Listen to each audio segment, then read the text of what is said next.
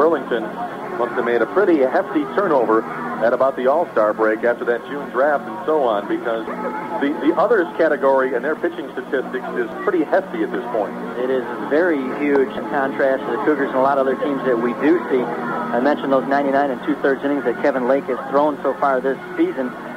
Pete Prater has also thrown the same exact number of innings, and only one pitcher on the Bees, and that being Bobby Rector, has thrown over 100 innings. He's thrown over 114 for the season. Everyone else is in the double figures, not in triple digits. And the others category, 31 decisions by those guys who are no longer with this Burlington squad. They had a hand in 31 decisions, 10 and 21 overall. They threw a combined 255 innings together, and they were involved in a lot of things, and a hefty earned run average of 5.67 between those guys who are no longer with the team. So here we go. First pitch of the ball game is pitch outside, ball one to Tony Darden. So there's definitely been some turnover in their pitching staff. There are a half dozen guys who haven't even thrown 10 innings yet for them. Pitch outside and low becomes 2-0. Darden comes in at 280. 15 doubles, 4 triples, 2 homers, 25 runs batted in. And that pitch low, 3-0. By the way, Mark, your announcement of the starting lineups was longer than Peter McNeely lasted last night in that fight. Pitch a strike on the inside corner, 3-1. Well, they had said the national anthem before that fight last night was over 2.5 minutes long. The fight itself only lasted a minute and a half. Fastball right down the middle becomes 3-2 to Tony Darden. Yeah, Johnny Gill sang the national anthem. I'm sure it was a rather soulful rendition, much more soul he showed than Peter McNeely. Bouncer to third, backing up as Wallace. Backhand stab, long throw, scoop by Gulseth for the out. Good play on the 5-3, and there's one away. Boy, we've seen a lot of good plays by Wallace here in just over one game, and that was another fine one. He took 2 steps back to his right, got the ball in the big hop, already had his body turned towards first base when he got the ball, and all it was a step and a throw, and he knew he didn't have much time. He got over as quick as he could in a short hop, and good play. Walter White comes in at 292, 13 doubles, a triple, a homer, 15 runs batted in. You know, Gulseth at 6'4" has a lot of range and a lot of reach, and he needed every bit of it on that one. Fastball that will just miss somewhere, and it's ball one. Again, we've had small strike zones this whole series. I think we're going to have another one today. John Wolf behind the plate. Scott Griggs on the bases for the umps. That one outside and low, 2-0. Again, light breeze blowing in, but overall, very nice afternoon, comparatively speaking. Line in the pitch. That one is going to be a strike at the belt, 2-1. Not too many clouds in the sky. Bright sunshine here in southeastern Iowa. Certainly was pretty sunny at the driving range that you and I were at. Outside and low, 3-1, although we can't use that as an excuse. The sun was in our eyes. That's why we were slicing everything all day. Wind in the pitch. Too far outside, so Walter White draws the walk. He has spent this whole series drawing the base on balls. And yesterday, he didn't need to because he had 2 hits, a single and a double. But the game before that, he drew 4 walks in 5 trips to the plate. And already gets a walk here in this ball game. Which is fine. His on-base percentage over 400 at 401 coming into this game to be exact. Nothing wrong with that. So Ryan Jackson coming to the plate at 305, 38 doubles, 6 triples, 10 homers as that one fouled out of play, and Jackson coming in with 80 runs batted in. So 1 strike to Ryan Jackson, who yesterday had a single and a double, also drew a walk. The day before, an 0 for 4 day, but in the first game of the series, he was 3 for 4. So throw back to first. Defense plays Ryan pretty much straight up here in his first at bat. Center fielder just shades a little bit to left field. Breaking ball outside for the ball. You know, some teams definitely put that full Ryan Jackson shift on where they have the shortstop to the first base side of second. Center fielder also, all the way into right center, those types of things, but not here in this situation.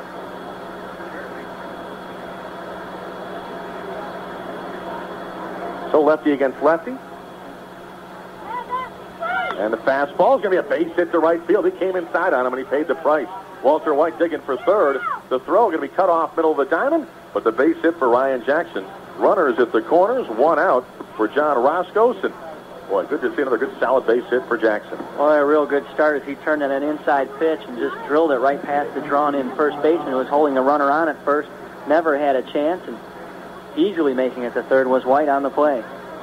And now John Roskos coming to the plate with two men on base, which is also something which is awfully nice to see, the way he's been swinging the bat. Plus, the runner at third base with only one out, so a fly ball could drive him in. Ryan is 10 of 14 in the stolen base department for the season. Imagine Lynn might get him moving here at some point to stay away from the double play. So Roskos at the plate. Outside for ball one on the curveball, and again, coming in for Roskos, 302, 33 doubles, 3 triples, 12 homers, 86 RBIs. That 12 home run total tied for the team lead, 86 RBIs. That is the team lead, and it's second in the league as well. Breaking ball is a high fly ball. Deep right center field. This one's even got a chance to the track. Leaping up against the wall. It's going to bounce off the fence. One run is in. Ryan Jackson will get to third. Roskos with an RBI double to right center. Cougars a 1-0 lead. Well, he now holds second place in Midwest League RBI total all by himself. He was tied with Burlington's Jesse Ibarra. As this game started, they both had 86, and that is number 87. That ball carried a long way and just kept going to right center. The right fielder, Denbo, got to it. He leaped at the wall, and it hit off his glove as he crashed into the wall. Center fielder right there to pick up the loose ball and got it in a hurry. But, again, Ryan Jackson had to go halfway to see whether or not that ball was going to be caught. He only made it to third on the play. So second and third, one out for Todd Cady, batting right-handed, and takes that one for a strike on the inside corner. And again, small dimensions here, 370 to center, 350 in the alleys. That 338 down the left field line, 315 down the right field line, and that one hit just about right off that 350 sign in right center. Ground ball to short. That's going to drive in the run. The throw across in time for the out on the 6-3, but Ryan Jackson will score from third. RBI ground out for Cady, 2-0 Cougars. Good job that time by Todd Cady to put the ball in play and drive that run in.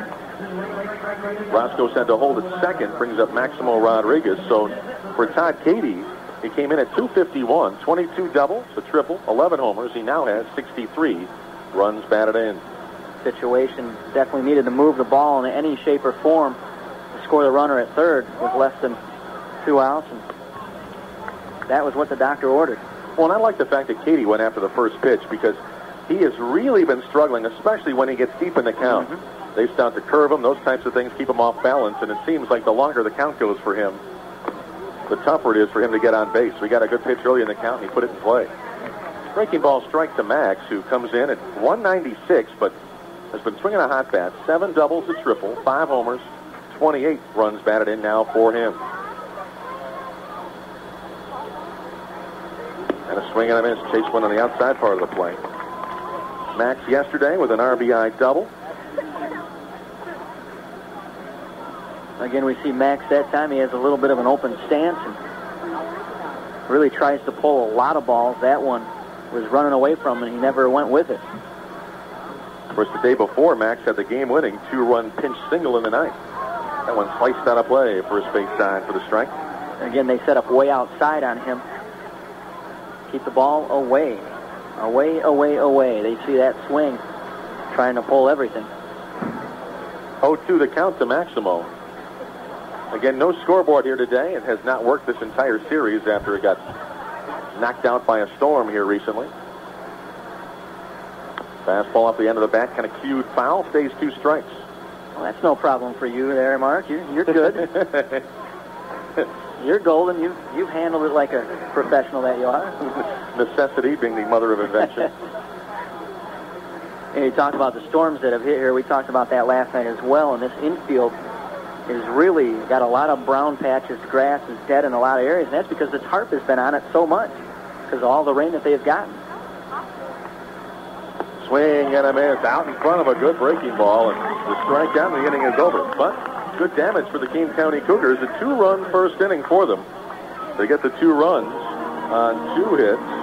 No errors and 1 man left on the base pass. Bottom of the first coming up. Cougars at 2-0 lead. Bottom of the first inning, Greg Press going to work with Ryan Jackson in left, Hayward Cook in center, Abdul Cole in right, Tony Darden at third, Victor Rodriguez at short, Walter White at second, Todd Cady at first, John Roskos catching, Press on the hill, and number is for Press to this point. All right, Greg Press comes into today's action with an overall record of 10-7, earned run average of 3.37. He's been in 26 games, 18 starts, thrown 117 and 2/3 innings, given up 111 hits, 61 runs, 44 of those earned, walked 30, struck out 77 so far here in 95. The big right-hander. Press is 6'3", 205 pounds from Santa Cruz, California. Now first man he'll face Wilson Delgado for the Burlington Bees, who comes in at 292. 22 doubles, a triple, 5 homers, 42 runs batted in for the left. And by the way, Mark, Greg's warm-up pitches lasted longer than Peter McNeely. A lot of things last longer than Peter McNeely. His cocoon of death didn't quite work out.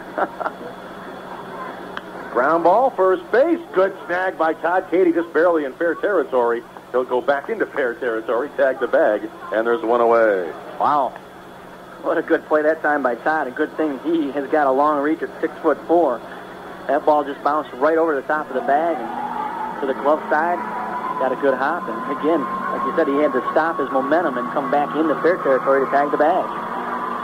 Had one of his better defensive plays all year long at first base on that one. So 1 down for Brian Wallace. The third baseman coming in at 211. 11 doubles, no triples, does have 9 home runs, 33 runs batted in. And a fastball strike outside corner. You see so many guys these days, Mark, with those pants that are so long, there's no sense in even having socks or stirrups, whatever you want to call them. Wallace is a throwback. At least a few years. Got the Ozzie Guillen look happening. Pitch outside and low for a ball. A lot of black showing there. Yeah, a lot of black socks there showing. His pants barely reach down below his knees, and the rest is all socks. Fastball outside and low. You see so many guys with pants all the way down to their ankles that they have no need for socks anymore, I think. Swing and a miss. He chased that one outside part of the plate for the strike. I actually like that look, though. I like the pant legs all the way down to the shoes. Okay. Matter of fact, I even liked it in hockey when the Philadelphia Flyers had them that one year, the long pants. I thought that was cool. They didn't last long, though. Here's a swing and a miss. The strike out. And there's 2 gone for Derek Reed. Apparently you don't agree. No comment. I really like the Carlton Fisk look, which is close to the Ozzie Guillen look. No, thank you. Hey, as I had a hard enough time hitting the ball when I went to the plate, the last thing I wanted the umpire to think was that my knees were that low. All right, I know what you're saying. Derek, my only reason for that, Mark. Reed, he's been the hottest hitter in this series for the Burlington Bees, and he swings and misses there. He comes in overall at 296. 13 doubles, 4 triples, 13 homers, and 48 runs batted in. Reed, 3 more hits last night. A pitch outside and low. He has 8 hits in the first 3 games of this series. And the one game that he didn't have the 3 hits, the 2 hits he had were home runs. So he's done pretty well against Cougar pitching. He's hit the ball with the weather, kind of, same pattern. A lot of heat lately.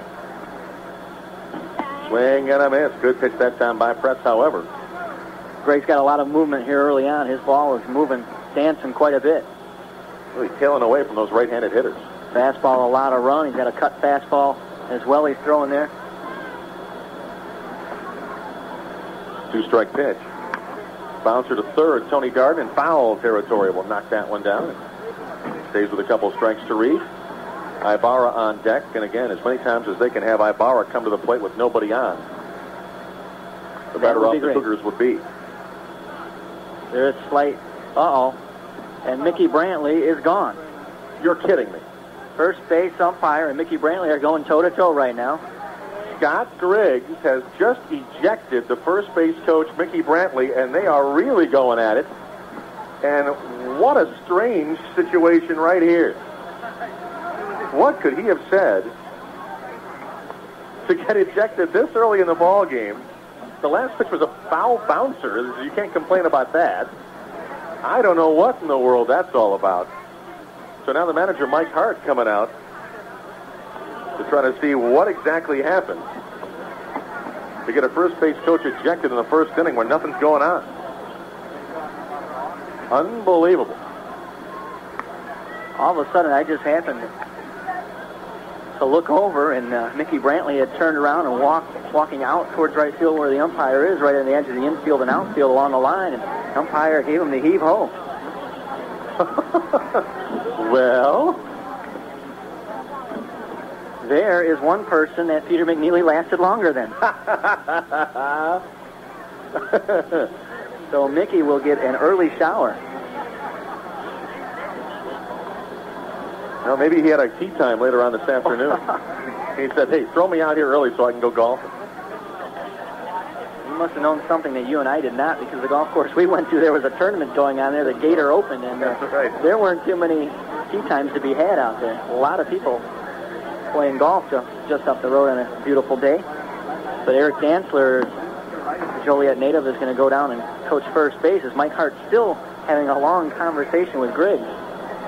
Griggs is saying, he's putting his hands out as if to say, well, what else could I do? Now, I don't know what he did, Brantley, to evoke that ejection that early, but, well, I don't know. Maybe he said the magic word about something. Either way, manager finally gets the explanation, and we'll go back to the dugout. Oh, that's a strange one. Again, Derek Reed going to come back into the box. The 2-2 count to him with 2 out, bases empty, 2-0 Cougar lead here in the bottom of the first.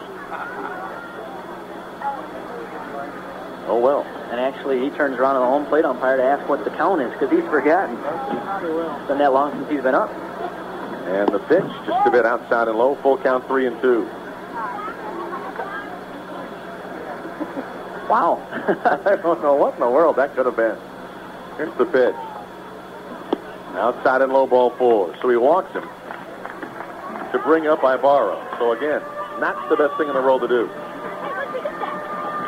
And again, Jesus Ibarra is going to bat left-handed, even though they list him as a switch hitter. We see him bat nothing but lefties throughout this series.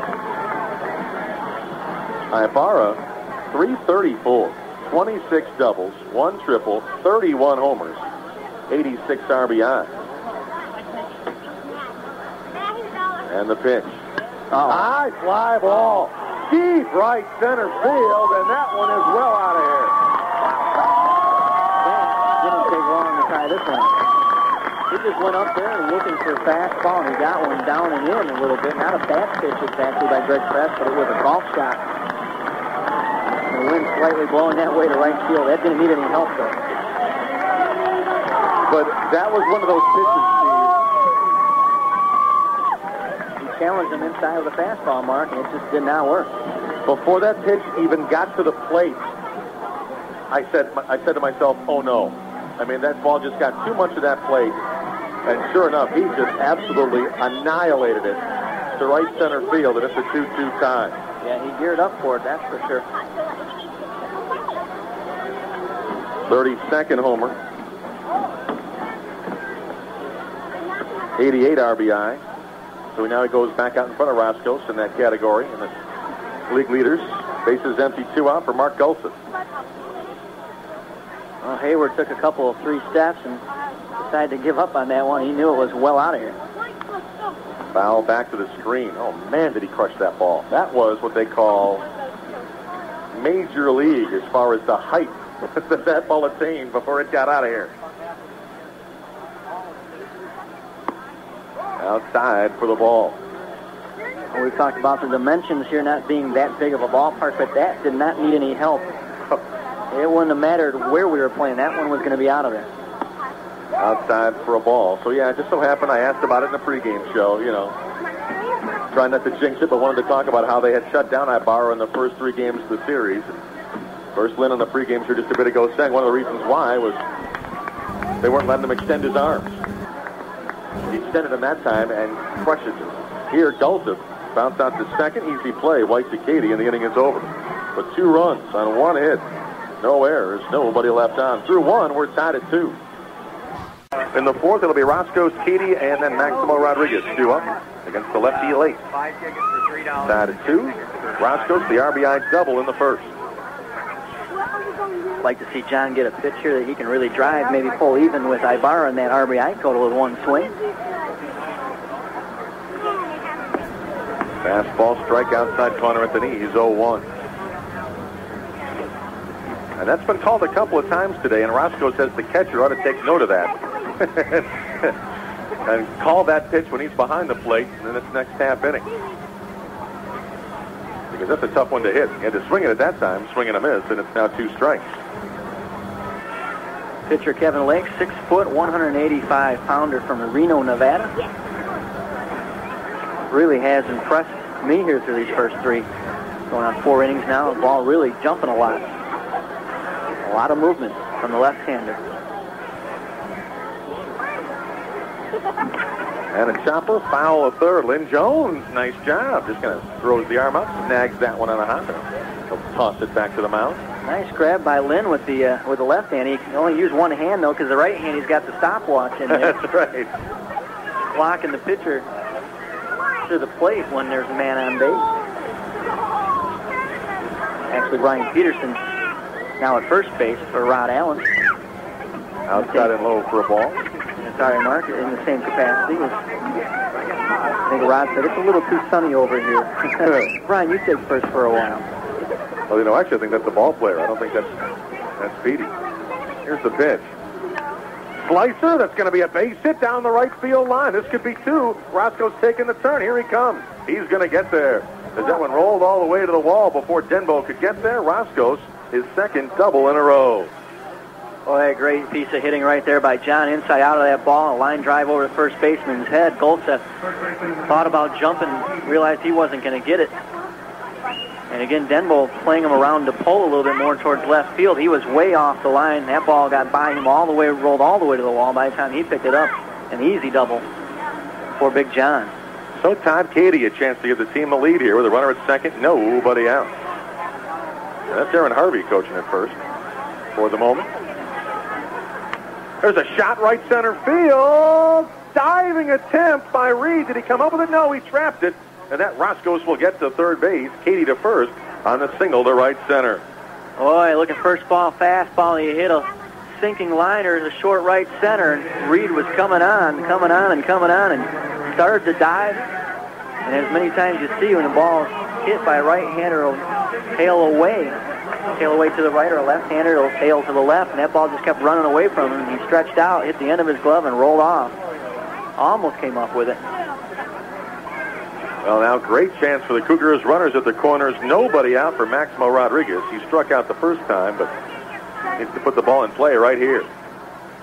Again, Katie, good job going for that first pitch. I'd like to see him aggressive.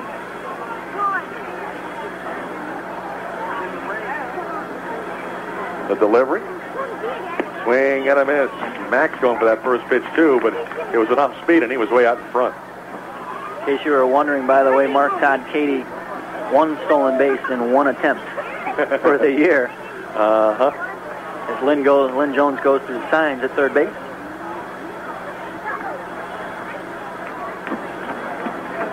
Pitch outside. So the ball 1-1 to Max.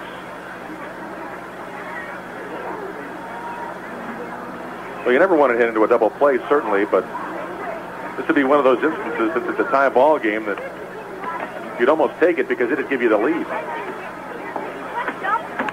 Ground ball to short. We may get it right here. They go to second for one. The relay. Good scoop again. Double play, but indeed, Roskos does score, and Cougars a 3-2 lead. Well, he hit it hard right towards the hole. Good backhand by Delgado. Got it across the diamond. Raw Marvel, a good turn that time. He was coming up from behind the bag, took the throw through the bag and avoided the runner. Made a good, strong throw. Nice scoop by Golseth, actually, at first base, again, using his long reach. So it's no RBI, but it is a good job, really, in a sense, by Maximo. Puts the ball in play and scores a run. It cost him a couple outs, but now it's Hayward Cook who takes ball one. Has a fly out to right so far. Unfortunate situation where he actually hit the ball a little too hard. Yeah. Swing and a miss. Chase that one that bounced in, a little over anxious. So 3-2 Cougars in the fourth. Hit it hard enough that once Delgado backhanded his throw to second, Marvel did not have time to get to the bag and break down and straddle the bag. He had to catch it, run through the bag as he stepped on it, and then set the throw. Check swing, pitch outside for the ball.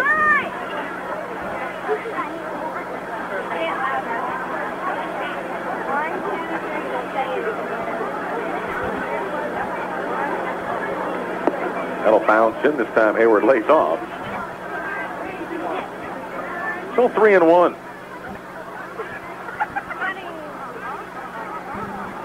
After Cook, it'd be Cole.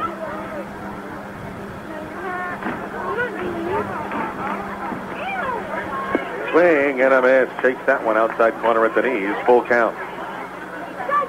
Actually, Mark, after you cook something, it's usually warm. It's not cold. Oh, man. I knew you were going to love that one. Oh, here's the pitch. Shot foul will do it again.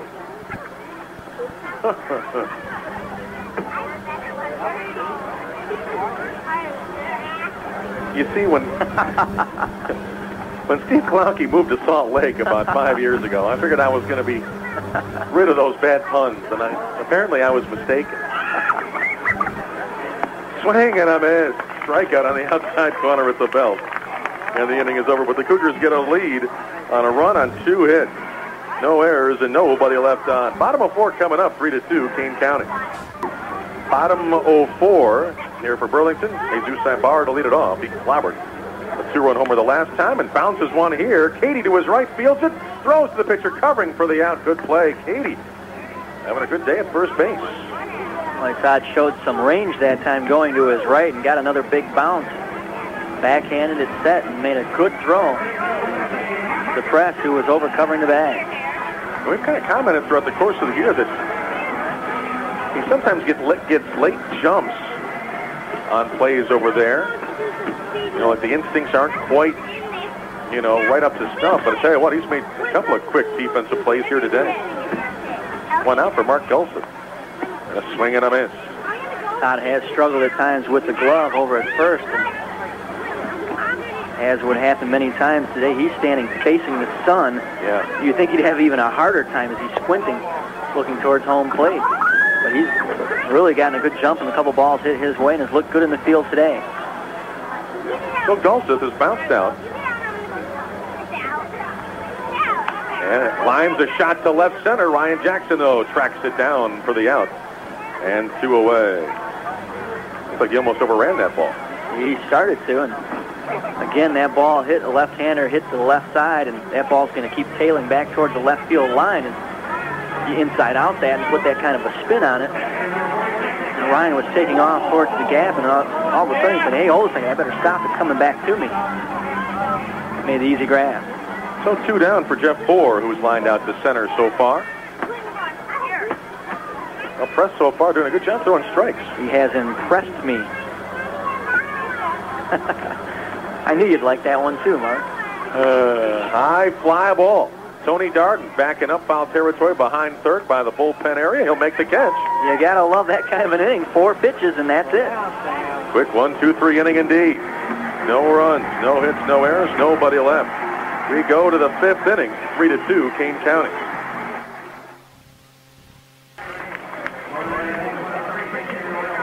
Hey, Cougar fans, next time you're at Elstrom Stadium, after the game, be sure to stop by the Piano Factory Mall on 1st Avenue in St. Charles, where you'll find savings of up to 70% every day on everything, from pots and pans to children's clothes and leather goods. Don't strike out. Make the Piano Factory your home base for shopping and saving. Top of 5, Cougars have 8-9-1. Cole, Rodriguez, and Darden due up here against the lefty Lake. You know, we talked off air. They're in between. The fact that was a 4-pitch inning for Greg Press. You know, if I'm Mike Hart, when that third batter stepped up after the first two guys made outs in 3 pitches, I think I would have said something about take a few pitches to give Lake a little rest. I mean, Peter McNeely lasted longer than that half inning did. Yes, he did. Yeah, you know I'm going to beat that into the ground today. I'd say you've just about used it up. Just like Mike Tyson beat him into the ground. Oh, man. Abdul Cole took a call third, and that's outside in low ball 1. Yeah, Lake didn't even get a chance to get a drink of water that last half inning. There's a bounce foul into the third base dugout.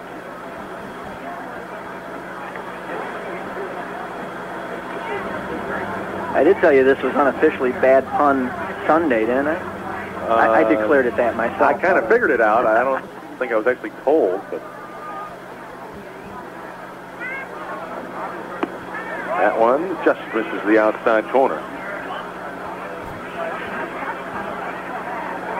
Well, Rod Allen back out there in the first base coach's box.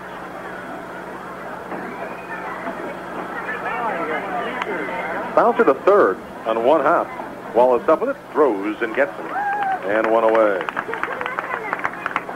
Nice big Sunday hop that time for Wallace. Took 2 steps up.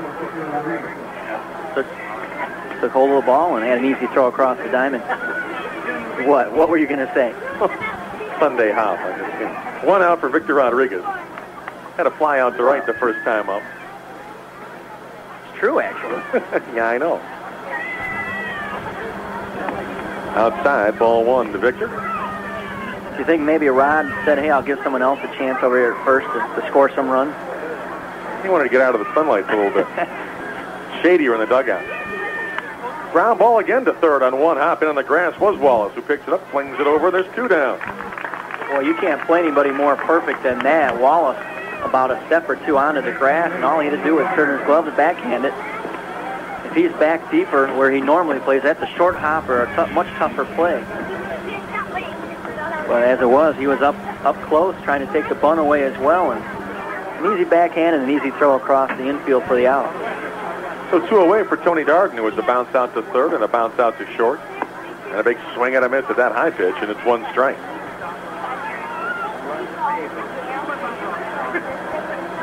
Tony does not get cheated too often at the plate.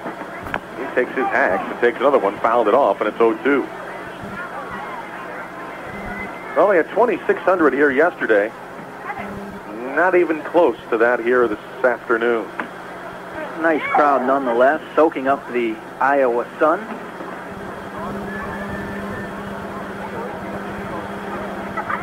Breaking ball, strike 3, called outside corner.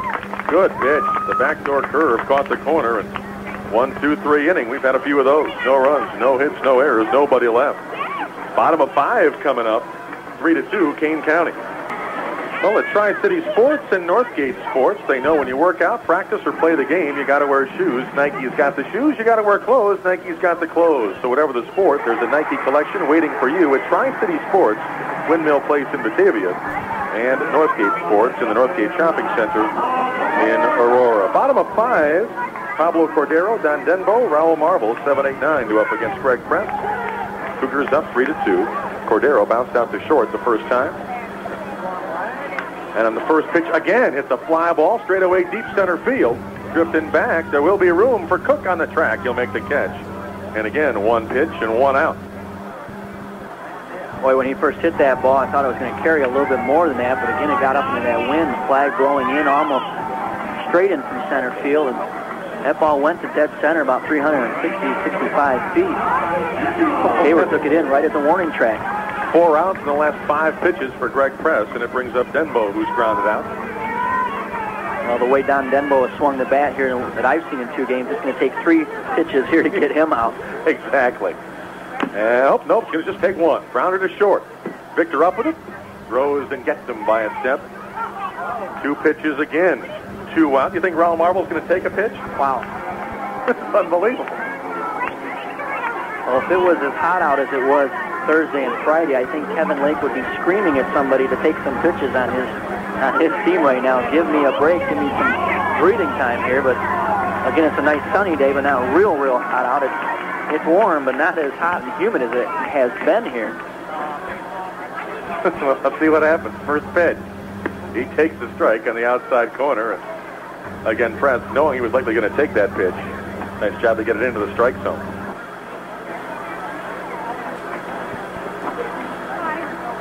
Ground ball, second baseman. Walter White throws and gets him. 2 innings in a row. 4 pitches and 3 outs. Greg Press, how about it? 1, 2, 3 inning again. No runs, no hits, no errors, nobody left. This game going to the 6th inning already. 3-2, Kane County. Back at Community Field in Burlington, Iowa, I'm Mark Basco. Steve Moga here as well. And Ken Day Wills will be with you tomorrow to start off that 4-game set against the Peoria Chiefs. Now, Cougars next come home, though, on Friday, August 25th. 7 o'clock start time against Rockford. Myron Noodleman will come in to entertain the crowd, and Builder Square will give away Cougar caps to the first 2,000 fans who walk in. And a single home game at Elmstrom on August the 30th. That's a Wednesday at 7. Sears Grand Central Cougar tote bags given out to the first 2,000. Then final 2 home games, Friday and Saturday, September 1 and 2. That last regular season home game, September 2nd.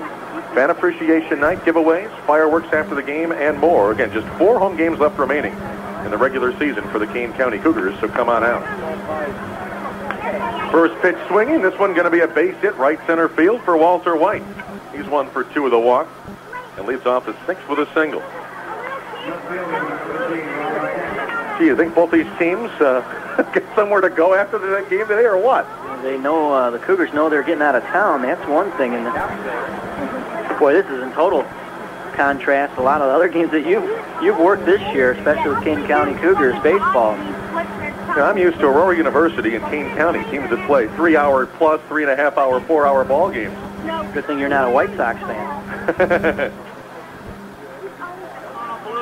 Ryan Jackson bunts the ball. It's a beauty. Third base line, but it rolls foul for the strike. But what a great idea. Nobody expects the bunt from Ryan Jackson.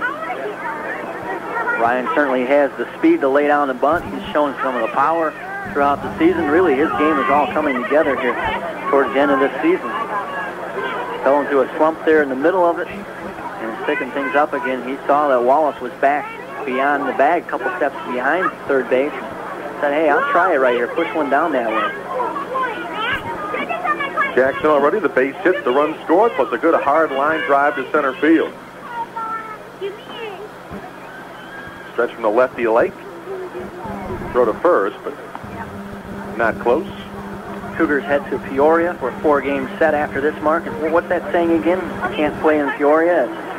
How's that go again then? I'm not sure what you're talking about. Breaking ball, swinging a miss, he's out in front. There's a saying from the old vaudeville days, which Peoria was kind of the center of the theater world, I believe, at some point. Something like if it won't play in Peoria, it won't play anywhere. There you go. See, you knew what I was talking about. Well, that's why we're sending Dave Wills down there, right? Sending the bet.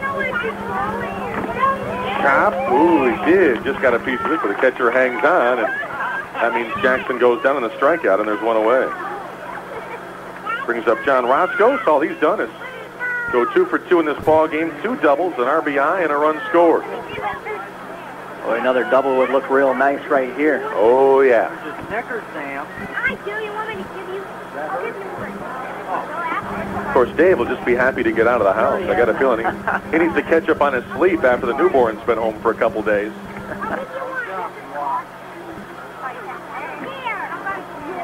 Check swing in the dirt. He waved at it, though, and it's going to be a strike to Roskos.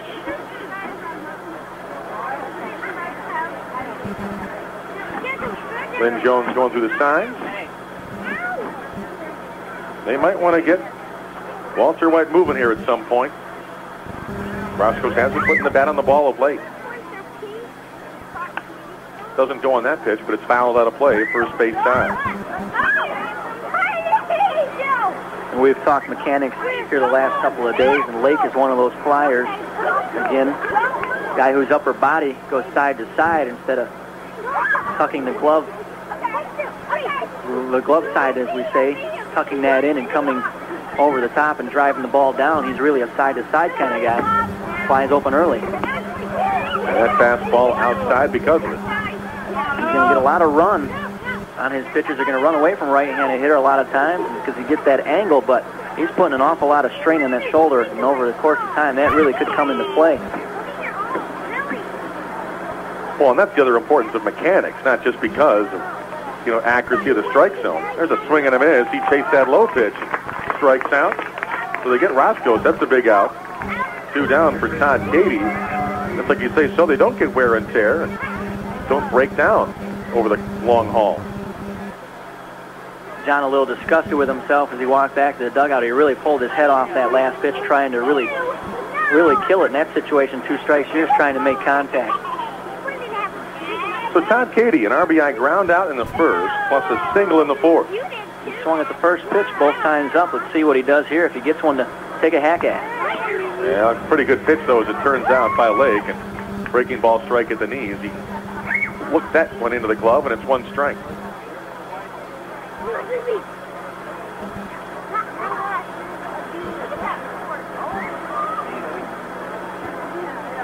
Now the 0-1. Breaking ball in, 1-1. Same pitch there both times. Looked like a slider inside. Not going to let Todd extend his arms if they can help it. At least not on a breaking ball. Outside and low there. So 2-1. 6 strikeouts now for Lake after that K of Roskos. And he's only walked 1.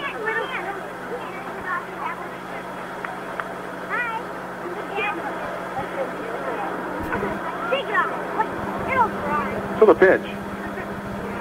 Ground ball into, or just past that third base dugout anyway.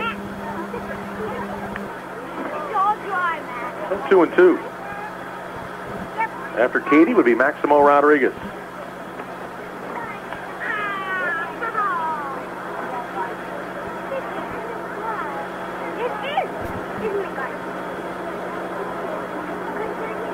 The sign from Poor. And the 2-2 pitch. Runner fakes going, pitch in the dirt. And it becomes 3-2. Cougars are playing rotating first base coaches today, by the way. You're right. Harvey's back out there again, isn't he? Yes, he is.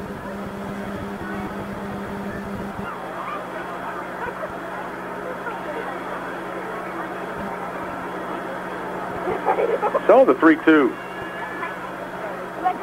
Runner goes. Little bloop, short right center field. Going to be a tough one. It'll land for a base hit. Runner rounding third base. They will hold him there. Cady, the bloop single to right. Runners at the corners. 2 out for Max Rodriguez.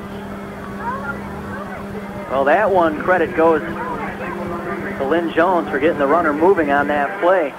As he broke for second base. Second baseman Marvel took 3 steps towards second base, and then all of a sudden he said, well, this one's mine, and couldn't quite get it as he ran out to short right center field to try and track it down. But if he's not moving towards second base, he's back there easily to make that catch. Well, but in a sense, that's Marvel's fault, because it was 3-2 with 2 out. There's no reason for him to break to second base in the first place. Well, there you go. There's just not going to be a play. Not any steal attempts, anyway. Swing and a miss. 1 strike to Max, so that's kind of a brain cramp on Marvel's spot. Max has bounced into a double play and struck out today.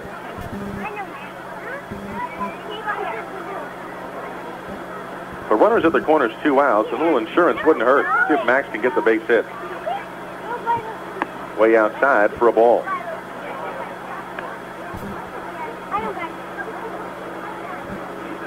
I don't know. Steve, what do you need? I'm fine, personally. Shakes off a sign, does Lake. And now the pitch. That one going to be down and in. Max will back out of the way of that one. So 2-1 the count right now to Maximo. Hayward Cook on deck. The question actually, Mark, was leaded or non-leaded, I believe he was asking. Our sign language did not work very well. I see. He must know Dave Byer. That's what Dave Byer calls it all the time, too. Leaded or unleaded. Chop foul, and Max will stay alive. That's 2-2. Really have not seen much of a changeup from Lake at all here, really, today. He hasn't thrown one. He has a good circle change or something like that that's going to run away besides that fastball. It's going to run away from a right-hand batter. Now's the time to see it, especially against Rodriguez, who really pulls off the ball a lot of times. Swings hard, but tries to pull everything. Bounce foul towards the third base side. Again, he did take something off of that one, but Max was able to just barely get a piece of it. That's a breaking ball that comes into the right-hander, down and into him. And Max, as usual, Maximo took a hard cut at that ball. 2 on, 2 out. Another 2-2 pitch. And just misses high and outside with that slow curve. And the count is full. And if you're Max, how do you take that pitch? Wow. That was too close. 3-2. With 2 out, so Katie will be running at first. They're not holding them on in this situation. Not necessarily, but Golseth's playing awful far up for... Now he backs up. Deep drive left field, curving towards the foul line, long run. Running, diving, sliding catch by Cordero into the left field corner. Wow. What a tremendous grab. Pablo Cordero robbed the Cougars of a couple runs right there as Max gave it one heck of a ride. He got the inside fastball, he was looking for it and drove it that way with a diving grab on the warning track. Cordero, great running grab. There have been 3 left fielders, Watson, Swift, and Cordero, throughout this 4-game series for Burlington. Cordero, the only one of those 3 with the speed to track that one down. They were lucky he was the guy in left field today. Boy, great catch. No runs, 2 hits, no errors, 2 left. Bottom of the 6th coming up. The Cougars still hang on, though, to a 3-2 lead.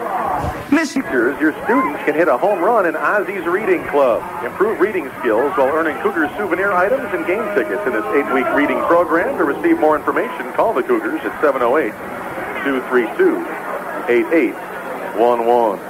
Top of the order for Burlington here in the bottom of the 6th. Delgado, Wallace, and Reed. 2 up against Greg Press. Delgado, a base hit and a bounce out. Actually takes a first pitch, and it's a strike. That was amazing in itself. He had gotten 6 outs with 8 pitches up to that point. That went down and in. That's the first pitch he's thrown out of the strike zone in about 2 innings. So it's 1-1. We have talked about pitching mechanics here in the last day and a half, and Greg Press is one of those guys who is pretty solid most of the way around with his pitching mechanics. Fastball bounces in there, though, 2-1. The only thing that he does, Mark, that I see that isn't necessarily a real bad thing, but as he strides with his left leg, he doesn't exactly come straight to home plate. Sometimes doesn't cross that straight line to home. Foul tip, and it's 2-2. And which means that's got to be an extra more whipping action from that throwing arm, right? Absolutely. Puts a little more strain on the arm as he locks out his hip, so to speak, and really throws across his body is more the technical term they talk about. Still gets good movement and good location. He's not far off, though, mechanically. That's for sure. Pitch just misses up and in. Didn't miss that corner by much, though. Full count 3-2 right here to Delgado.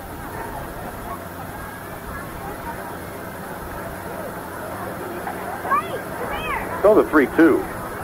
And it's a high fly ball, right field. Cole drifting back. He's got room. He'll wait and make the catch. And 1 down. So went down to go get that one. Flies out for Brian Wallace, who struck out. Fly to right. He's 0 for 2.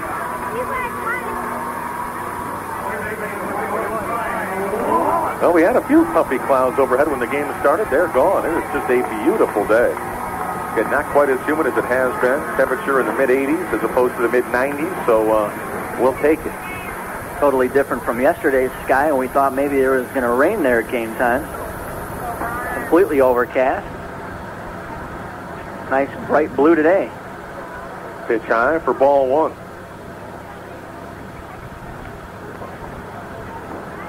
And Kane County trying to go back over the 500 mark. A win today would put them at 63 and 62 overall in 95. Shack swing just misses the outside corner, 2-0. I don't know about you, but a nice weather day like this does not make me believe that football starts next week. I just can't believe that already. I hear you. What has happened to the summer? Where did it all go? Outside and low, 3-0. I'm not sure, but it got by us in a hurry. On the 3-0, well, that'll just miss ball four. So first walk allowed by Press since the first inning. The second walk of the ball game. And that is the first man to reach base against him in quite some time. He had retired 9 in a row before that walk. And Derek Reed at the plate. He's the one who did walk the other time. That was in the first. He scored. It was also at a fly to right. Well, with that walk, Ryan Philbeck and Mark Anderson will get up and play some catch in the bullpen. Wow, pitch to the screen. Runner takes second. So Greg Press, who had been super sharp the last couple of innings, now has thrown 5 straight pitches out of the strike zone, and that one wasn't even close. And now that's the tying run in scoring position with 1 out here in the 6th inning, and you've got Ibarra on deck. This is not a good thing. Not good at all. That's why we've got Philbeck starting to throw in the bullpen. Obviously, Greg Press's pitch total is not very high. He threw more warm-up pitches the last 3 innings than he's thrown in game action. There's the strike on the outside corner.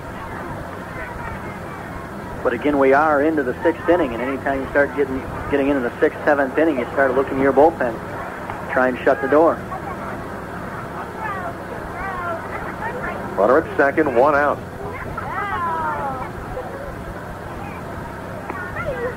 Pitch in the dirt. Roskos sliding to his right, able to trap that one. Oh my. This is not a situation I like to see. A lot of room on the right side for Reed. And they're throwing away to him. They're keeping the ball away from him. Pickoff attempt at second base, pretty close, but he'll dive back safely. So yeah, you had the second baseman White cheating over for that pickoff attempt, but then you're pitching outside. And you're pitching outside to top it off. And again, if Reed goes with those pitches, he's got a lot of green to work with as well. Hayward Cook shading him to left center. Way outside again out of the strike zone. Do not put 2 men on base for Ibarra, who's on deck. That would be ill-advised. Well, if he walks him here, look for somebody from the Cougars dugout to make a trip to the mound, I would believe. They faked the pickoff throw that time. I'm not sure he faked it as much as the fact that he got his footwork messed up a little bit as he started to spin to throw to second base and wisely held on to that ball. Outside and low, ball 4. He's walked 2 in a row now. And it brings up the most dangerous hitter in the league in Jesus Ibarra with the tying run at second, lead run at first. He's already had a 2-run home run, Ibarra, plus a bounce out. And Roskos having a quick word with Press now. Well, that first time Jesus Ibarra went to the plate, he hit the ball actually a lot harder than Mike Tyson hit Peter McNeely last night, but the result was the same, a knockout in either sense. Have I used up my quota on that yet? Come on. Well, I thought you already had, but, who am I to say? So Ibarra stands in. 2 on, 1 out. Press the stretch. And another fake towards second. Here's the pitch. Maybe. Someday. Soon. No. He steps off. Actually, this has been longer than that fight lasted right now. Just this at bat, and he hasn't thrown a pitch yet. Well, he goes to the rosin bag, and with that, Lynn Jones going to walk out to the mound as well. And I wonder if he's bringing the hook with him. It would seem that way as he looked down to Ryan Philbeck. Ryan really hasn't had very much time, though, to get loose. He usually does bring the hook out with him every time he comes out to the mound. And, boy, that would really mean you hit the wall, and you hit the wall in a hurry. I mean, he had just absolutely flown through the last 4 innings. And all of a sudden comes in to the 6th, gets the first man out, and then boom, boom. 2 walks in a row, and he's gone, and Ryan Philbeck will come in. So the pitching change has been made, and as Lynn Jones makes his call for help to the bullpen, could you do the same if you become stranded on the road? Well, you could if you had a mobile phone from Mobiltel and Cellular One. Mobiltel, the official cellular communications company of the Kane County Cougars. Visit one of their many stores in the area, including West Chicago, Glen Ellen, and the Geneva location, which is just a short stop away from Elmstrom Stadium. Mobiltel, an authorized Cellular One sales and service center. For more information, call 708-231-9440. So new man on the hill will be Philbeck. We'll take a break. Cougars a 3-2 lead in the 6th. Back in a minute on KKD. American Limousine provides 185 luxury limousines, the largest fleet in the world to service any of your transportation needs. Call 708-920-8888. And Cougar fans, you can be safe at home with ADT Residential Security Systems. Call 708-993-4668 for a special offer. That's 993-4668. ADT Security for home even when you're not. Ryan Philbeck coming out of the mound for the Kane County Cougars in a key situation. 3-2 Cougar lead here in the 6th. 2 on, 1 out. League leading home run hitter coming to the plate. What about Philbeck? Well, Ryan has appeared in 20 games for the Cougars, thrown 33 innings, given up 29 hits, 13 runs, 12 of those earned. Walked 11, struck out 21 as a 5-0 win-loss record, earned run average of 3.27. So he's done a fine job. Places he's come into the game, but he inherits a very dangerous situation and a dangerous hitter. Ibarra, the big 2-run homer in the 1st. Since then, he has grounded out to 1st. 2 on, 1 out, infield back. And jams him on that one, but he could not hold up on his swing, and it's 1 strike.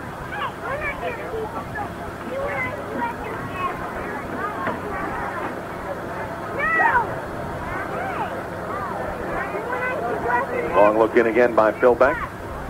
That wind has died down right now. That flag not doing much. Pitch too far inside, and it's 1-1. Oh, for the ground ball right here. Well, again, they're trying to keep the ball in on Ibarra, not let him extend his arms. That is a dangerous position. Right-hander trying to come in on a guy like this. He gets the barrel of a bat out front. He's got a short porch to right to work with. Breaking ball outside and low, 2-1. Of course, that's the other dangerous thing about our left-handed batter. A lot of lefties like pitches inside, especially low in the strike zone, so they can golf it on out of here. Well, that's what he did in his first at-bat. Yes, he did. If you try to go in, but you don't get it in far enough, you're in trouble. That one fisted foul, third base side up into the seats as he kind of busted his bat off the handle. I think he'll have to go get another one. That he will. So a couple of strikes to Ibarra. The Huntley Factory Shops, located at I-90 and Route 47 in beautiful Huntley, Illinois, where you'll never pay full price. You'll always receive the best in brand name merchandise. There are over 50 shops where you'll find great savings and great quality. Ground ball, foul, first baseline. He may have busted that bad. Yes, he did. That he did. Third bat, third pitch. Well, just killed another tree with that swing. Man. Poor guy. Well, it's just a perfect indication of how the Cougars are pitching him, really trying to get in on him, and that's the last 2 pitchers were in on his fist. He hit that off the thin handle part of the bat, and it cracked rather easily, especially that one. Slow dribbler of the first base coach. Well, and thin handle is right. Look at that bat. I mean, he's a big guy, and he has got a very thin bat handle. Not everybody uses that Jackie Robinson model like the old days. Pitch outside for a ball. Look, like I used the old Rod Carew when I was in high school. That was a real thick-handled bat, which I liked a whole lot better. You and I were in Evansville, Indiana last fall. We saw Don Mattingly's restaurant where he had an old Jackie Robinson bat, and that thing was almost as wide at the handle as it was at the barrel. Big pick-off attempt. Again, Ibarra, 6'3", 200 pounds from Los Angeles, California. And no doubt he whips that little bat around, but when he gets it on the fat part, it goes a long way. Outside and low, ball 4. Draws the walk to load the bases with 1 out for Mark Dulcich, who's bounced out and lined out. He's 0 for 2. That was kind of the unintentional, intentional walk. In a lot of ways, they were not going to give him anything to hit to really hurt you in the situation. He still got a good opportunity here for a ground ball out. But the tying run now is at third, and the lead run now is at second. And a high fly ball, deep right center field. Going back to the track, the running catch is made by Abdul Cole. Run around in second, he's going to score from third. The throw home, not in time. Oh, he had that ball. Abdul had it in his glove. He ran in to Hayward Cook right at the base of the wall, and it popped free. Otherwise, that's a long fly out and only 1 run scores. Instead, it turns into a big 2-run single all the way to the base of the fence. Unbelievable. I thought he had held on to that one long enough to register the out. But they say no. Wallace scored from third. Reed scored from second. Ibarra gets to second, and Gulseth at first. Now there's a drive to left field, but that one's going to be caught by Ryan Jackson. Runners will hold, and now you've got 2 out. Boy, and that left the bat, it looked like it might carry a little bit farther than that, but Ryan went back a couple steps in front of the warning track to haul that in. Boy, Abdul Cole, long run. Got the glove on it, but again, got tangled with Hayward. And very unfortunate situation to go all that way and have that ball in your glove and give them an extra run in the lead. Chopper to short. Victor coming over, dives. Can't get it out of his mitt. Everybody's going to be safe. Bases are loaded, but frankly, he saved a run. Very definitely saved a run. That one would have scored easily. Went far to his left, dove behind second base, knocked it down, and just couldn't get it out of his glove to make the flip for the force at second. But keeping it in the infield did save the run. He was able to scramble to his feet. Keep the runner at third. Bases full, 2 out for Don Denbo, who struck out. He's bounced out twice. He's 0 for 2. Boy, walks will kill you. There's been 3 walks in this inning by Cougar batters, and the first 2 of them have scored already. Well, that's why it's so unfortunate that Greg Press had a pretty good outing going. It's going to go pretty much for naught at this point. And a pitch low for a ball. 2-0 to him, and there's no place to put him.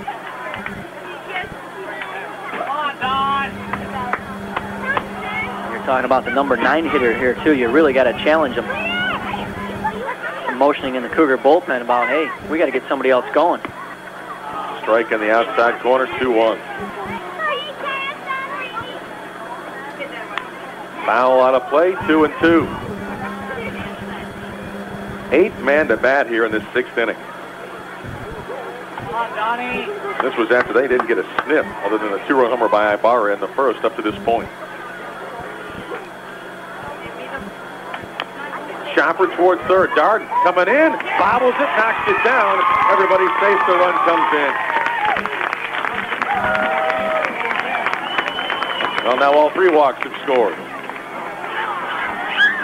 Well, walks will kill you, and that's classic indication. That ball was a tough play either way, but Tony, as he started to come in, put this outstretched arm a little early.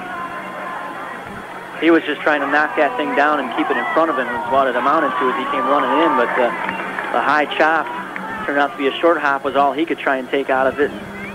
Bobble it, never had a play. Outside and low for a ball. So that becomes now 3rd run of the inning and a 5-3 Bees lead. Raul Marvel is popped out, bounced out. That went outside and low. So, Steve, between innings, we may have to send you over to the other booth and see what they called a couple of those plays, what they called the base hit by Gulseth, if that was also an error afterwards, and if they called that one an error or a base hit there on Dart. Because I'm not quite sure what they want to do, and again, scoreboard doesn't work. There's a strike in the outside corner to Marvel. Bouncer, foul at third base.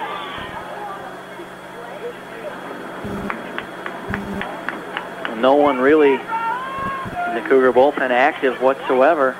Mark Anderson down there, but just kind of standing around with a catcher at this point, waiting for the word. Ground ball is short. Victor has it, goes to second base. Walter White, the out there middle of the diamond, on the fielder's choice to end the inning. But the damage is certainly done in that situation as 9 men bat, and 3 of them score. 3 runs, and what I have is 1, 2, 3 hits. I've got 1 error and a total of 3 men left on. But we'll double check that in a bit. We go to the 7th inning. Kane County now trails at 5-3. Well, Steve, what did they call all that mess? The official scorers called all those base hits, Mark. I kind of figured they get the home scoring opportunity. Did they ever give an error? They did not give an error anywhere in that scenario. Okay. So you can get the eraser out, actually.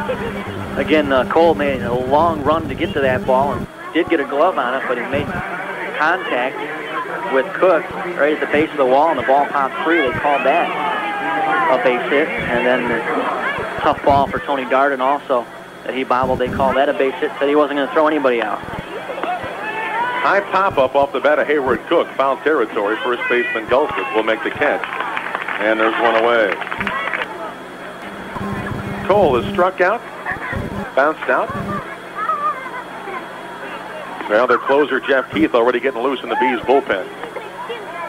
And we are having the Cougars bat in the 7th inning, which may be kind of early for a closer, but they're now waiting. Pitch outside and low. The wind from Lake and the pitch. High and outside.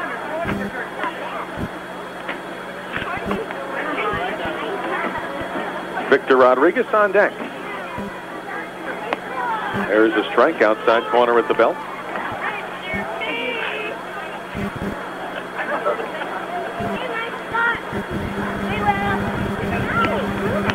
And a ground ball to short. Should be a close play. Delgado throws and gets him at first base, however, and there's 2 gone. Brings up Victor Rodriguez. Smooth play again by Wilson Delgado. Moved to his left towards the bag. And as he corralled that ball in all in one fluid motion, got a quick release and a stride to throw to first. He knew he had a fast runner going down the line. And outside ball 1 to Victor. Cougars 6 hits on the day. And a strike on the outside corner. And again, Roskos has 2 of those 6 with a couple of doubles. Katie has 2 of those 6 with a couple of singles. That means there has not been a whole lot from anybody else today. Foul coming back. Well, Kevin Lake has done a great job of just changing speeds, primarily a fastball, slider, curve. We haven't seen anything that look anything remotely like a changeup that's run away from hitters with anything taken off speed-wise. He's really mixed things up well, though, today. Ground ball foul into the third base dugout. And that's the pitch right there that's really done the job. That slider that comes in on all these right-handed hitters ends up in on their fist. And they've all beat it foul somewhat to the third base side. Trying to go for the outside corner that time, missed. Or they beat it into the ground quite a bit, and just as soon as they start looking inside and he throws that fastball running away from the outside.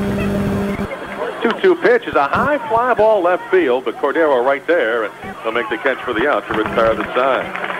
No runs, no hits, no errors, and nobody left on. Bottom of 7 coming up. Cougars now down 5-3. Bottom of 7, 5-3. Burlington, top of the order. Delgado, Wallace, and Reed against Phil Beck. And the pitch. Hard ground ball foul that hit Mark Gugino right in the back. Under the bullpen area. And it's a strike. Well, not exactly that Ryan Philback came into this game and put any gas on the fire, so to speak, but he certainly wasn't very hot. He wasn't as sharp as we've seen him other times throughout the season. Pitch down and in for a ball. Yeah, they're hitting him pretty solid right now. Now the 1-1. Breaking ball strike, 1-2.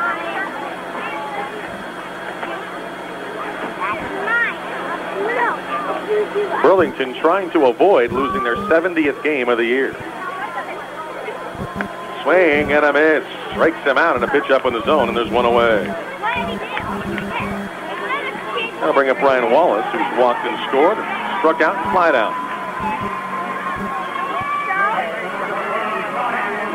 Well, the Cougars do not tally a couple of runs at least here. Next couple of innings, they'll drop back below 500.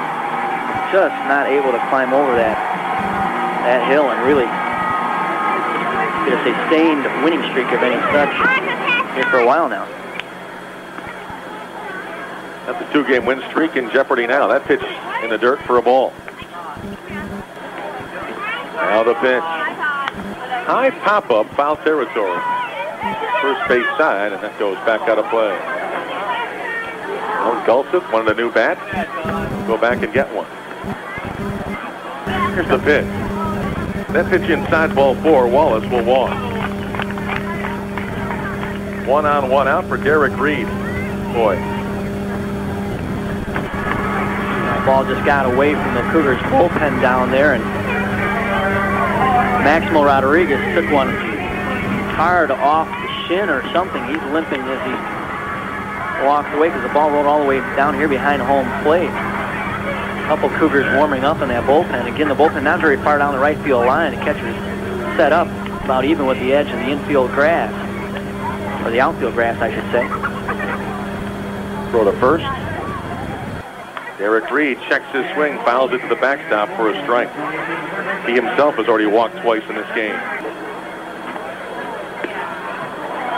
So Philback, the stretch and the pitch. Line shot, center field, base hit. On a 1-hop, Cook will bring it back in. And now it's 2 on and 1 out. Well, that was the rocket to center field, and that might stir somebody in the dugout. Sure enough, Lynn Jones is looking down to the bullpen and said, "Are you guys ready?" Well, they've got Gabe Gonzalez, the lefty, working in the pen, and I've got to think against the lefty Ibarra here, they're going to make that move. That's what he signals for. So, new man coming in for the Kane County Cougars here in the 7th inning. First and second. 1 out. Cougars already down by a 5-3 tally. We'll bring in a new man, tell you about it. But right now, we'll take a 1-minute timeout on KKD. Indeed, Gabe Gonzalez, left-hander on the hill for the Kane County Cougars, coming in a clutch situation. 2 on, 1 out in the 7th.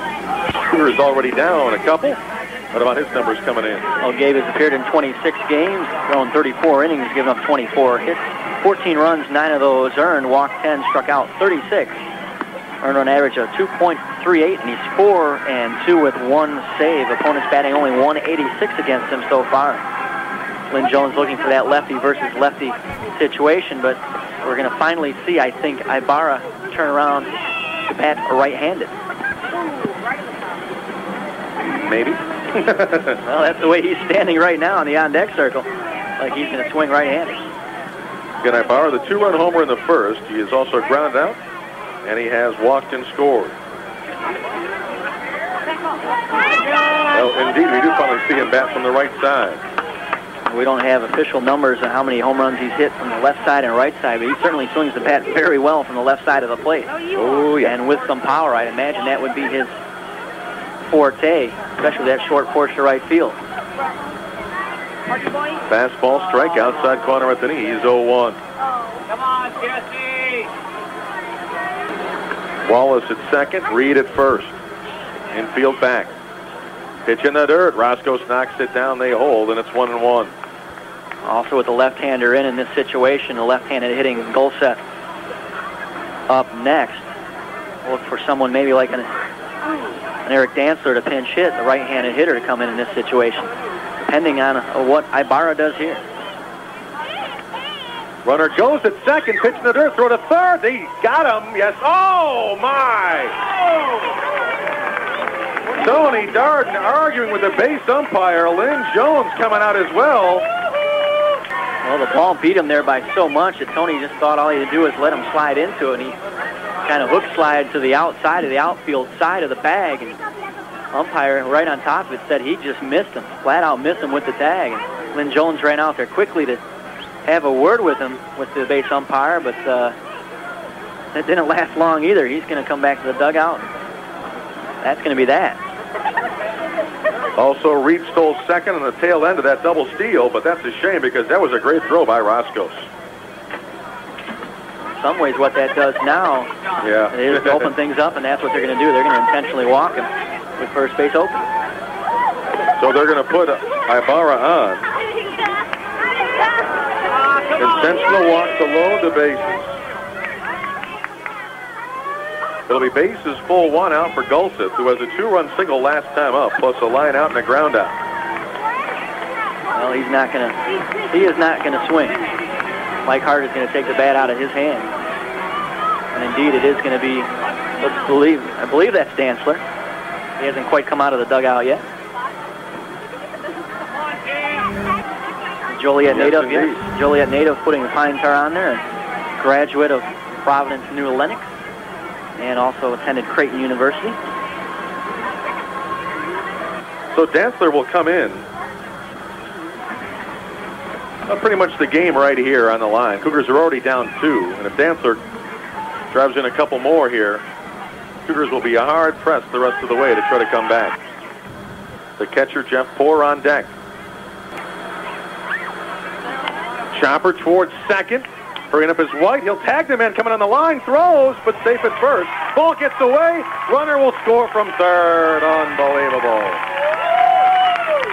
The throw got away from Todd Cady, and the runner had beat it anyway. And rolled about 15 feet away. So 2-run score on the play. All of a sudden 7-3 for Jeff Poor. And a throw to first base, and the runner gets back. So Ibarra, the one who was tagged out in the 4-run assisted for the second out of the inning. The batter reaches. So now, instead of double play, or at least instead of only 1-run scoring, the ball gets away, so the other man comes through. And Cougars down by 4. A little flare, short right field. Foul ball by inches, thank goodness. Wow. A right-hand hitter playing him around to full. And Cole was nowhere near the line. That was an easy double, maybe even 3 in that situation. That ball was so far away from him. Just landed foul. Poor apparently broke his bat on that. So 5 runs in the last 2 innings for the Bees to take hold of this ball game. Boy, how quickly things change. You aren't kidding. Cougars were in command. And Greg Press was in command, and all of a sudden it hit a wall, and things totally have turned around here. And there is a strike and an off-speed. Dantzler at first with 2 out. The pitch by Gonzalez, outside and low. I'll tell you what, and it's nothing that you can tag on Gonzalez either. You know, they work on a double steal on a throw that probably should have got the man out but didn't. And you get the man to hit a ground ball just like you wanted, but they couldn't turn 2. And all of a sudden, all these guys are scoring, crossing home plate. Throw to first, but not close. We're in the 7th inning. Cougars now down by 4. Swing and a miss. Strikes him out. And Roskos, that's how long this inning's been. He threw all the way down as the runner went, but doesn't matter. It's the 3rd out anyway. The inning is over, but the damage done. 2 runs on 1 hit, 1 error, and 2 men left on the bases. We go to the 8th. It's now 7-3, the lead for Burlington. New pitcher is their closer, Jeff Keith. They're not waiting any longer. They're bringing him in with his 23 saves. And first man he'll be facing for the Kane County Cougars is the leadoff man, Tony Darden, here in the 8th of a 4-run lead right now for the Bees. What about his numbers so far? Well, Jeffrey Keith has appeared in 42 games coming into today. Pitched 56 in the 3rd inning. He's given up only 29 hits, 21 runs, 18 of those earned. 34 walks and 63 strikeouts on the year. He's 1-2 with 23 saves and an earned run average of 2.88. And opponents, Mark, are batting only 155 against him, so he has done the job superbly. And he's got that kind of that Hideo Nomo twist in his windup, and then comes sidearm. And as a left-hander, that makes him doubly tough to hit. As Tony Darden steps in, and a high leg kick, and ball really runs away a lot from right-handed hitters. First pitch outside, ball 1 to Darden, who's grounded out twice and struck out. Stretch and pitch. Way outside for a ball. Well, the one thing that the Cougars can look back at is a couple nights ago, they were able to beat Jeff Keith and make him the losing pitcher. Strike on the outside corner. Well, you can see how he can be very effective. His ball runs a lot, moves quite a bit, and he's got good pop to it. It's just right now he's getting a feel for the mound yet. He falls way off to the first base side. Last one misses. 3-1 the count. That one came right down the middle for a strike. 3-2. Yeah, he was the loser in that 5-4 come from behind win a couple days back for Kane County. Again, even if you're throwing sidearm, that stride is straight to the plate. Sometimes he doesn't exactly do that. Check swing. They appeal. They say he did go around, and Darden strikes out. He didn't think so. There's one away for Walter White. It was walked, bounced out, and single. Well, the one thing is, we know at least Jackson, Roskos, Katie will be batting at least one more time in this ball game. Jackson certainly at least this inning, but, well, we'll see. There's a stretch in the pitch. Fastball that came in, just misses the inside corner, ball 1. The other thing about it, Mark, is the way the high leg kick, and he turns, makes the ball hard to see. It comes out of way out of center field to the right side, especially that one. That one missed somewhere, I'm not sure where, and it's a ball, 2-0.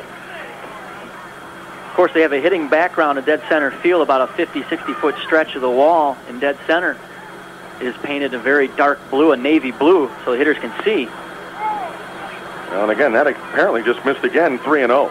But when you come way to the side, like Keith does here, when he's releasing some of these balls, he's all the way an angle for the hitter from the Hardy sign. Yeah, exactly. Their background is a lot of white and other things. Strike there on the outside corner, 3-1. Just makes them sneaky fast is what it does. Foul out of play, first base side, 3-2. Well, that's the way to get things going. Start things off, even though there's one out. No better time than the present. Yes, indeed. Hardier lineup coming through here and try and get a couple of those runs back, if nothing else, at the very least. Pitch down and in for a ball. Cougars had the lead early, but now all of a sudden, down by 4. And the fastball there for a strike. Jackson ready again. And the pitch. Swing and a miss. Boy, he tried to hold up on the swing and couldn't do it. Boy, Ryan's just having a hard time right now picking up the ball, even, it looks like. He was totally fooled on that pitch, and that looks like a straight fastball. Comes again. Too far outside, and that'll miss. You can see right there he comes over the top on that slider a little bit more, and that ball ran away from him. When he comes with a fastball, it comes really from the side, like a Dennis Eckersley. Same release point is right at the hip. A little chopper, fair ball. Pitcher coming in, first base out of the mound, throws and gets him. On the play, Walter White will take second base, but the 1-3. And there's 2 down for John Roskos. It's a pretty good breaking ball that time by Keith. That was a pretty nice one. It went away again from Jackson, just tapped it out in front of the plate. And Ryan Wisely was still in the baseline, but he ran to the inside part of that line on the edge of the grass and the dirt to make that as a difficult throw as possible for Keith as he picked it up and spun to throw to first base. Roskos, 2 for 3, 2 doubles, a run scored, a run batted in. And a fastball high and tight, ball one. Now stretch and the pitch. That one down and in for the ball. With Keith on the mound now, his ball runs away a lot here from a right-handed hitter, that fastball. The outfield shading him that way to right center field. And a strike outside corner at the knee.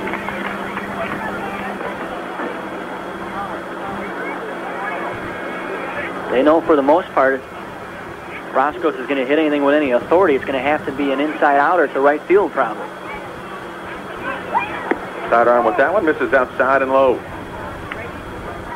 3-1 to Roskos. If he gets on, Katie's on deck. The stretch in the pitch. Line shot, center field, base hit. Run around third. They will send him home, and he will score easily. RBI single for Roskos. He's done it again. Have a day. Well, John Roskos took advantage of the mistake that time as Keith got that ball not only up a little bit, but right over the middle of the plate. He got the barrel of the bat out and hit a line drive right to dead center field. 88 runs batted in for John Roskos. So again, he and Ibarra back tied for second in the league with those 88. For Todd Cady, who was 2 for 3, 2 singles, and an RBI bounce out. The Cougars now trail in this ball game, 7-4. We keep mentioning Roskos and Ibarra tied for second. I don't recall us ever mentioning who's in the lead. That would be Nilson Robledo from South Bend. Came into today's action with 95 RBIs on the year. There's a strike outside corner to Todd Cady. 2 on, actually 1 on, 2 out, I should say, here in the 8th. So the pitch. A floater inside for the ball. Center fielder, Reed, well over into right center. And a foul out of play for his base side. So 1-2. Again, mechanically here with Jeffrey Keith, the leg kicking things and even the planning of your lead leg is pretty similar and almost the same as should be as a guy who throws overhand. Pitch outside for a ball. Sometimes he's not on line very much to home plate. He's all over the plate. But you still want to try and stay on line even if you're doing that. And then you come through the shoulder rotation, come down from the side. That's a good one right there. Fastball. It's a little floater to center field. He'll drop in there for a base hit. Roskos will get to second and a hold there. So Cady, his third single in a row. First and second. 2 out for Max Rodriguez. Of course, mechanically, he was very solid on that pitch, and Cady hit it solidly to center. I think that's going to be it for the big reliever. Sam Ali is the one in the bullpen, I believe, warming up for Burlington. Mike Hart makes a slow walk to the mound. Well, let's see. You have better eyes than I do. I think that's Santos Hernandez. He's the one who's getting loose. As a matter of fact, he's the one who's going to get the call. So Hernandez, who's been the setup man to Keith for much of the year, they flip-flop. Keith now sets up for Hernandez, who will come in this situation with 2 on and 2 out, and Maximo at the plate. Of course, Max represents the tying run in this ballgame now, as the Cougars are down by a tally of 7-4. So while he gets loose, we'll take another break. We're in the 8th inning. We're back in a minute on KKD. New man on the hill, the right-hander, Santos Hernandez. Hernandez, 6'2", 180 from Panama City, Panama. And what do we have on him? Well, he has appeared in 39 games on the season, pitched 60 2/3 innings, given up 46 hits, 25 runs, 17 of those earned. He's walked only 18 and struck out 78. He is 5-7 win-loss with 7 saves and a 2.52 earned run average. And opposing hitters are batting only .204 against him thus far. And he is going to come into a situation where the Cougars are going to send one of their big guns up to the plate. Todd Dunwoody going to pinch hit here, it looks like. Face the right-hander. They'll bring the left-handed hitter Dunwoody in to the lineup as Rod Allen gives him a couple last-minute instructions. And Lynn Jones also shouting something from across the infield. He and Rod doing hand gestures and hand signals. So they're going to let the left-handed hitter take a whack at things. And again, as you mentioned, the tying run steps to the plate. Never over till it is over. Well, and again, you're talking about a guy Dunwoody, who has 12 home runs on the year, so this would be a nice time to get it done for TD, who comes in again 290, the 12 homers, 82 ribbies. I would say that would be a lucky 13, not an unlucky 13 home run if he can accomplish that feat right here. So, 2 on, 2 out. Here in the 8th, Cougars are down 7-4. And the pitch from Hernandez. Ground ball, foul at first base for strike 1.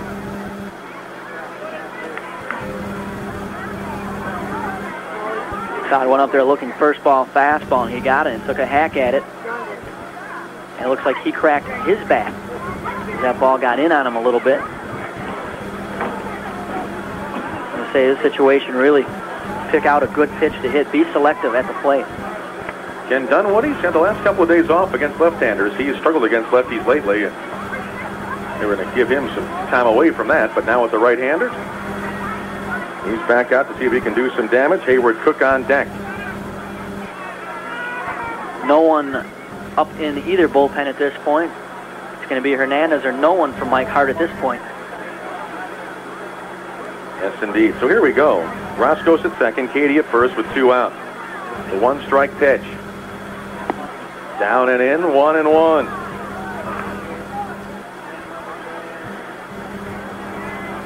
Well, you talk about a comeback. This would be one whale of a comeback if Dunwoody can nail one.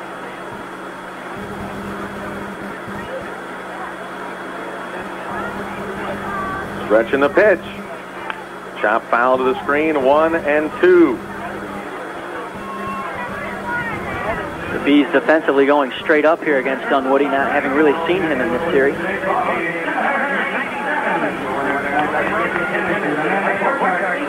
Well, he played in the first of the 4-game set, was 2 for 4 with a couple of singles, but really hasn't played much since.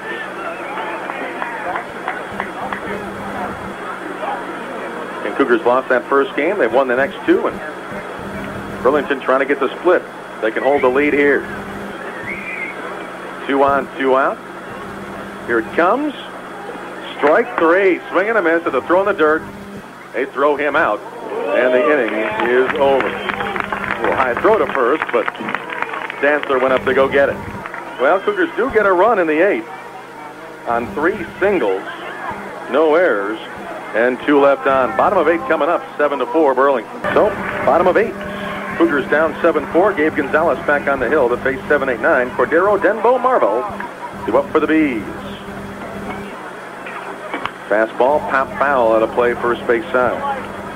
Cordero 1 for 3 so far with a single. I was going to say, Mark, I've made several stops there to the gazebo, right off the bicycle path along the Fox River. That's a nice little ride from Aurora to Geneva for a little lunch there at the mill rate.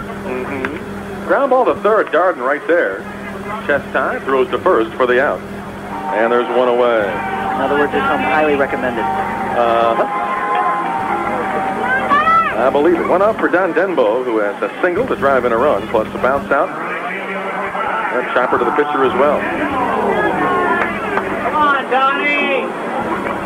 So the article in this morning's paper on that, the full extent to the Cub game the other night against Colorado. What was that final? 26-4? Is that what that was? 26-7. Oh, 26-7, yeah.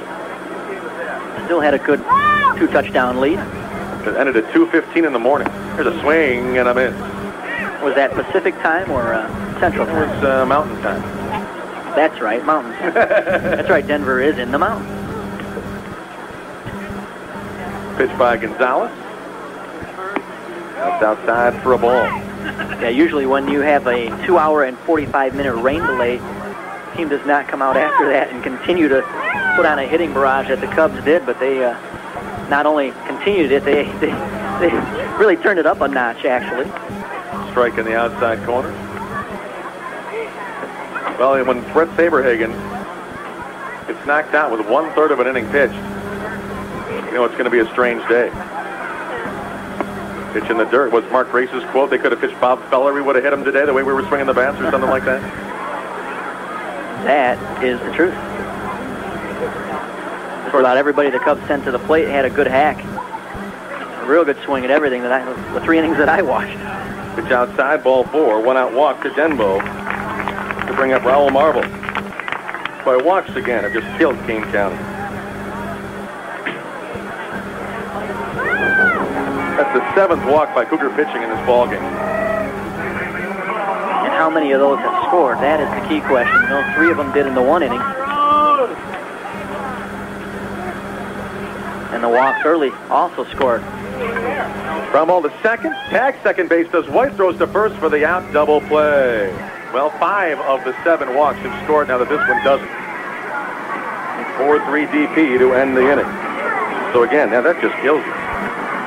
Well, no runs, no hits, no errors, nobody left. Here we go to the 9th. Last chance for the Cougars. They're down 7-4. Well, as we come back to Community Field in Burlington, Iowa.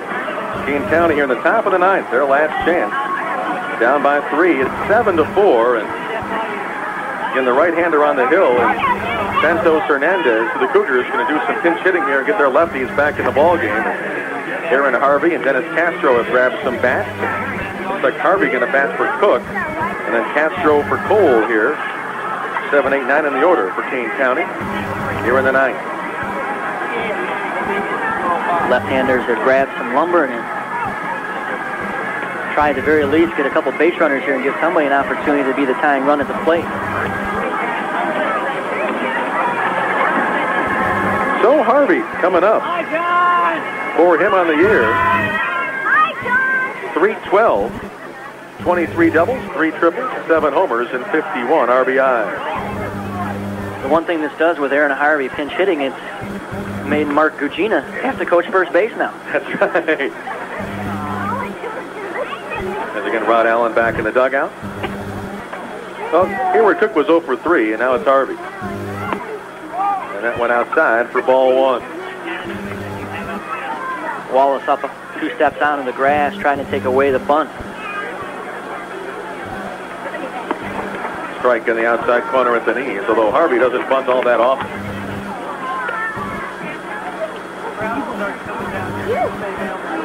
And if he did bunt, he'd probably want to drag it on the first base line because Dantzler is well behind the bag at first.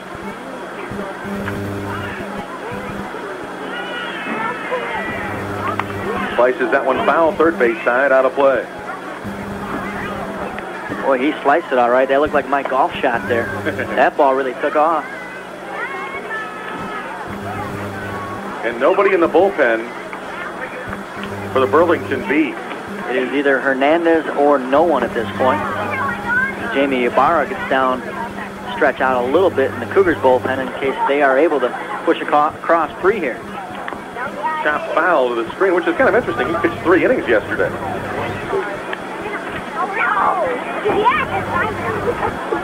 He's not throwing, he's just stretching right now.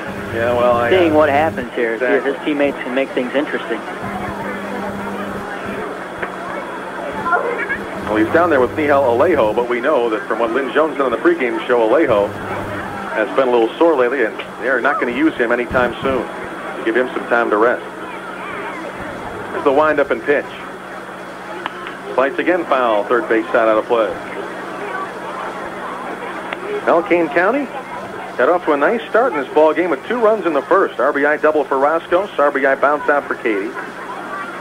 Added a run in the 4th. As a run scored and a double play off the bat of Max Rodriguez. At that point, they had a 3-2 lead. Oh, blooper, short right field, and it's going to drop in there for a base hit. So Aaron Harvey gets things going with a single here in the 9th. Went down and got it, the inside fastball, and turned on it. And now it brings up Dennis Castro. 255 hitter, 8 doubles, 4 homers, 19 RBIs, batting for Abdul Cole, who was 0 for 3.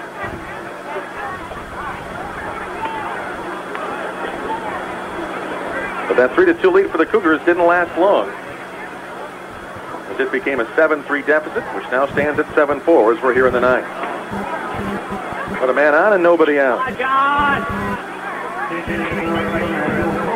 Key to the game being that Greg Press was just cruising right along and lost it. Entering that 6th inning, he had 2 real easy innings. May have lost the mental focus because he came out struggled. And then Ryan Philbeck was unable to really shut things off. Pitch to Castro. Hard ground ball. That's going to get through, a base hit to right field. Harvey will take second base and hold there. So back-to-back singles to start the ninth. Cougars still have some life as the tying run comes to the plate now. Of course, Victor Rodriguez, not a home run hitter, doesn't have any yet, but a chance to keep this inning going with nobody out. No better time than the present for his first one here. Well, it's a short enough porch, for goodness sake. No wind whatsoever now. The flag is totally still in center field, completely different from earlier in this game when it was blowing in and blowing a little bit to right field as well. Interesting thing, still nobody loosening up for the Bees. Let's see if the Cougars can get to Hernandez. Here's the stretch and the pitch. Outside and low for a ball. Now the first baseman, Dantzler, is playing behind Castro at first base. Victor is a very good bunter. If I was him, I'd drop it right on that first base line because they'd never get it. Strike outside corner at the knee. Well, Wallace is in on the grass again at third, looking to take away any opportunity to that side of the infield. But as you mentioned, Dantzler way back, and not only that, he's trying to shield his eyes from the sun. As the pitch is coming in, he's got his glove up over his head. He looks directly into that setting sun. Darden on deck. Here's the stretch and the pitch. Fouls it out of play. No big cut. So much for that idea we had. I know. Well, because the other thing that worries me about Victor is we keep saying it in these types of situations. He grounds into a lot of double plays. And the one thing that absolutely cannot happen here is a double play. I mean, no, you know, a sacrifice bunt doesn't necessarily hurt you. You better knock on wood. But you don't want to give up an out here. Now that you said that, you better knock on wood in a hurry. Swing and a miss. Won't matter. He strikes out on a good fastball outside corner, one away. Brings up Tony Darden, who struck out a couple times and bounced out a couple times, 0 for 4. Darden has just 2 homers on the year and 25 RBIs. Hernandez picked it up a notch with that one, frozen the outside of that fastball. Really had Victor overmatched. Walter White on deck. You'd like to get to Ryan Jackson, certainly. They'll need another hit to do that. That pitch in the dirt for a ball. Or Roskos, for that matter. They need a couple hits to get to him. Nice to see Tony drive one to the right side right here. A lot of room. When they pitched outside to him, but he didn't reach across to get it. He takes the strike instead. That was the perfect pitch right there to drive to right field. Fastball going away from him. Second baseman shading over towards the bag just to keep the runner Harvey honest, at least. Stretch and pitch. Swing and a miss. And again, as you mentioned, no one up in the Burlington bullpen. Hernandez is looks like he's starting to get into a groove here. Here it comes. Foul out of play. First base side as they try to go outside on him. Got a piece of it. He is very tough on right-handed hitters. That's pretty obvious. He didn't have the same kind of confidence it looked like in his pitches against the 2 left-handers who really get a good look at his ball coming across and coming in towards him. In towards the left-handed hitters, that is. He's got a lot more that he can throw to right-handers to give them problems. So here it comes. And a strike right down the middle, strike 3.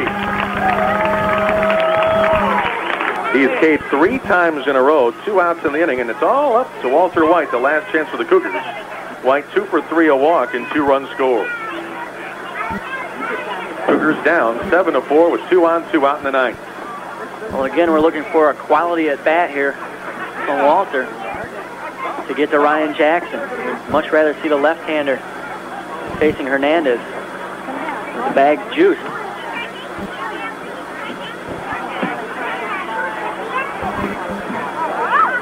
So the stretch by Hernandez and the pitch. That one in the dirt for a ball. There's a strike at the knees. Good pitch that time. Hernandez really keeps the ball down in the strike zone, which is what you got to do at any level. He's got a good breaking ball, which he's thrown here to keep away from these right-hand hitters and really freeze them with that fastball. Keep them guessing. So the pitch. Thought about a bunt. That was interesting. The third baseman was well behind the bag and takes it outside and low, however, for the ball. Well, he's trying to get on base any way he can to get Ryan Jackson up, I guess, but let's see what happens. 2-1 the count right now to Walter White.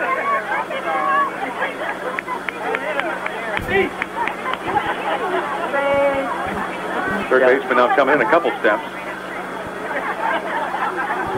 And a smack to center field, drifting back. However, the catch made by Reed, and the ball game is over. He hit it hard, but he hit it at him. Cougars no runs on 2 hits, no errors, and 2 left in the ninth.